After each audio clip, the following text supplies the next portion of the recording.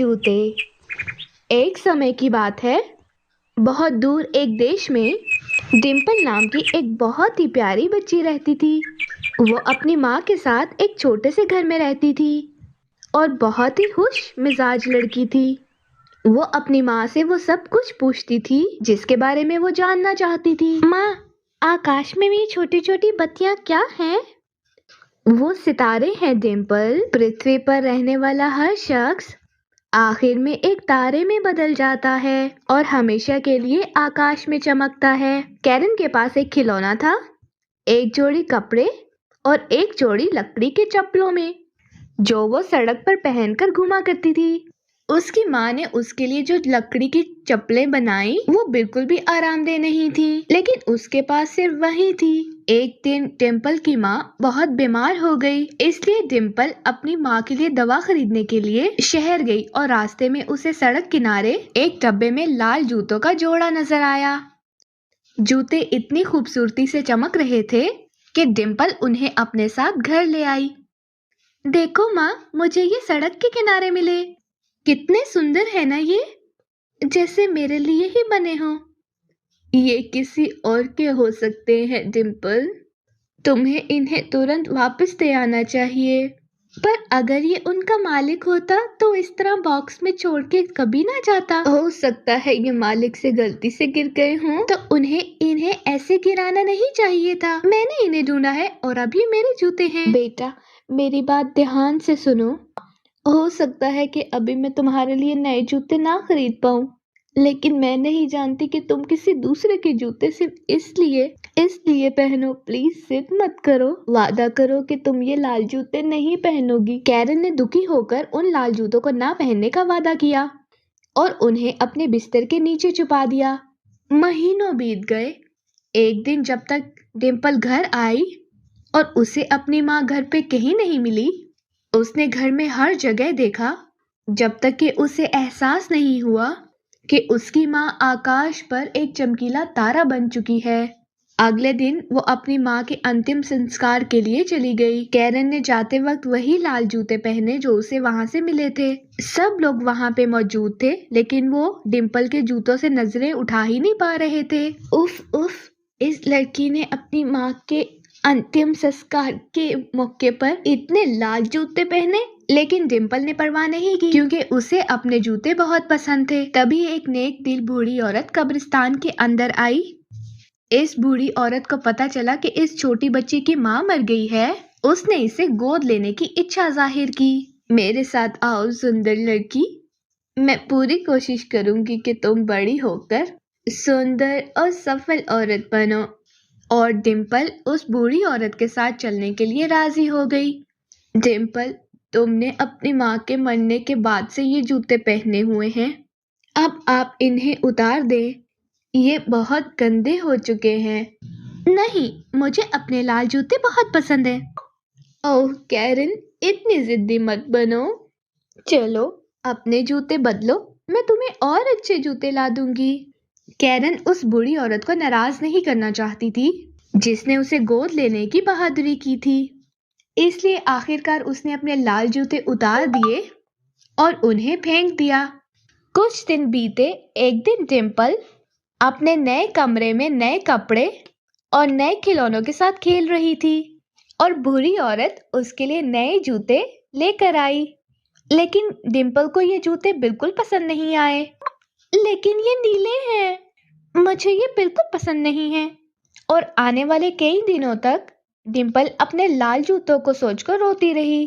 वो बड़ी होकर एक खूबसूरत लड़की बन गई, लेकिन उसका जिद्दी रवैया कभी नहीं बदला। यहाँ तक कि जब बूढ़ी औरत उसके लिए तोहफे लाती तो भी वो खुश ना होती। मैं ये सब नहीं पहनती, लेकिन मैंने इसे तुम्हारे लिए बुना है बेटी। मैं ये खाना कभी नहीं खाऊंगी, मेरे लिए फ्रेंच फ्राइज बनाओ। कम से कम एक टुकड़ा खाकर तो देख लो बेटी। बूढ़ी औरत डिम्पल के इस नकचढ़े रवैये से बहुत उदास थी, लेकिन फिर भी उसने उसके लिए फ्रेंच फ्राइज बना दिए। जब वो अंदर आई तो डिम्पल नीले जूते उतार रही थी, जिनके लिए अब वो बड़ी हो गई थी। देखो, मेरी सारी चीजें अब छोटी हो गई हैं, मैं बड़ी हो गई हूँ। तो कोई बात नहीं, चलो तुम्हारे लिए नए कपड़े और जूते लेकर आते हैं। फिर बुढ़िया और डिम्पल दुकान पर गए। ओह देखो, मेरे पसंदीदा लाल जूते, ये तो मेरे पास होने ही चाहिए। कैरन, आपको फैंसी लाल जूतों की जरूरत नहीं है। आपको ऐसे जूते पहनने चाहिए कि जिन्हें पहनकर तुम अच्छी लगो, किसी के अंतिम संस्कार पे भी पहन सको। मैं तुम्हारे लिए सिर्फ एक जूती खरीद सकती हूँ। चलो उन काले वालों को खरीदते हैं और घर चलते हैं। मुझे परवाह नहीं है, अगर तुम दोनों जूते जोड़ के नहीं खरीदोगी तो मैं अब से हर जगह नंगे पाँव जाऊंगी। ओ छोटी लड़की, काश तुम इतनी जिद्दी ना होती। बूढ़ी औरत ने डिम्पल के लिए काले जूते खरीदे और अपने आखिरी पैसों को उसे खुश करने के लिए लाल जूते भी खरीद लिए। उन्हें अब पैदल ही घर जाना पड़ा। रास्ते में बुढ़िया के पैरों में बहुत दर्द होता रहा और वो बिगड़ी हुई डिम्पल को काबू नहीं कर पा रही थी। पर डिम्पल को कोई परवाह नहीं थी। वो अपने नए लाल जूतों के साथ घर गई। एक दिन बुढ़िया ने डिम्पल से कहा कि उन्हें शहर में एक अंतिम संस्कार पर जाना है। कैरन, तुम्हें अपने काले जूते ही पहनने हैं, नहीं तो वहां पे हमारी बेइज्जती होगी। डिम्पल ने अपने कमरे में काले जूतों की तरफ देखा और फिर चमकीले लाल जूतों को, और उसने लाल जूतों को पहनना चुना। जब वो घर से निकले तो उसने अपनी स्कर्ट से उन्हें ढक दिया ताकि बूढ़ी औरत को जूते दिखाई ना दें। हालांकि अंतिम संस्कार पे सब ने देख लिया। उन सब ने आपस में एक दूसरे से बात करना शुरू की उसके चमकते शूज के बारे में कि ऐसे मौकों पर ऐसे जूते पहनना कितनी बुरी बात है। ये बात जब बुढ़िया के कान में पड़ी तो उसे बहुत गुस्सा आया। तुमने मेरी बात नहीं मानी और फिर से लाल जूते पहन लिए। तुम बहुत जिद्दी हो डिम्पल, कुछ तो अकल के काम किया करो, हमेशा बेइज्जती करवाती हो। उसी वक्त वहां से गुजर रहा था एक सुंदर नौजवान। डिम्पल की सुंदरता पर फिदा हो गया। वो उसके पास आया और अपने घुटनों के बल बैठकर और उसे प्रणाम किया। तुम कितनी सुंदर हो और इन जूतों में और भी खूबसूरत लग रही हो। हाँ, आप मुझे शर्मिंदा कर रहे हैं। आप बहुत अच्छा नाचती होंगी। मैं आपको आज रात डांस नाइट में इनवाइट करता हूँ, जरूर आइएगा। राजकुमार की पेशकश की खुशी के साथ डिम्पल खुशी से नाचने लगी, लेकिन कुछ देर बाद डिम्पल डांस करना बंद नहीं कर पाई। मैं अपने पैरों को रोक क्यों नहीं पा रही हूँ? क्या हो रहा है? डिम्पल डांस करते करते बूढ़ी औरत और राजकुमार से दूर चलने लगी। डिम्पल, वापस आ जाओ। भले ही राजकुमार ने कुछ समय के लिए डिम्पल का पीछा किया, पर वो बहुत दूर निकल गई। डिम्पल के लाल शूज डिम्पल से भी ज्यादा जिद्दी निकले। वो इसे पहाड़ की चोटी तक ले गए और 3 दिन तक दिन रात उसे नचाते रहे। डिम्पल के पैरों में इतनी चोटें लग गई थीं कि वो पैर रखते हुए भी दर्द से चिल्लाती थी। कीचड़ में फंसने के बावजूद और कांटे सुइयां चुभने के बावजूद जूते नाचते रहे।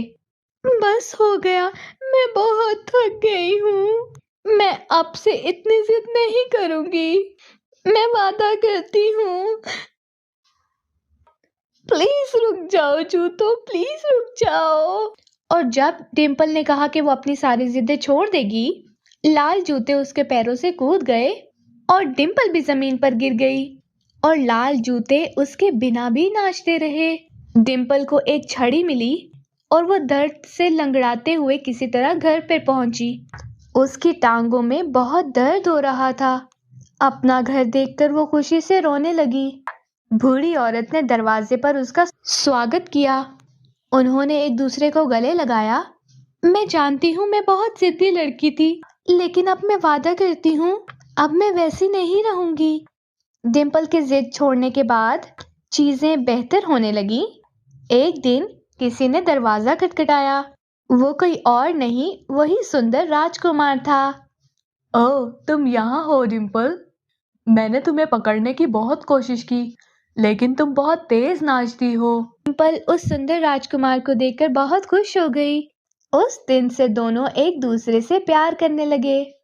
डिम्पल ने जिद को पीछे छोड़ते हुए एक सुखी जीवन गुजारा।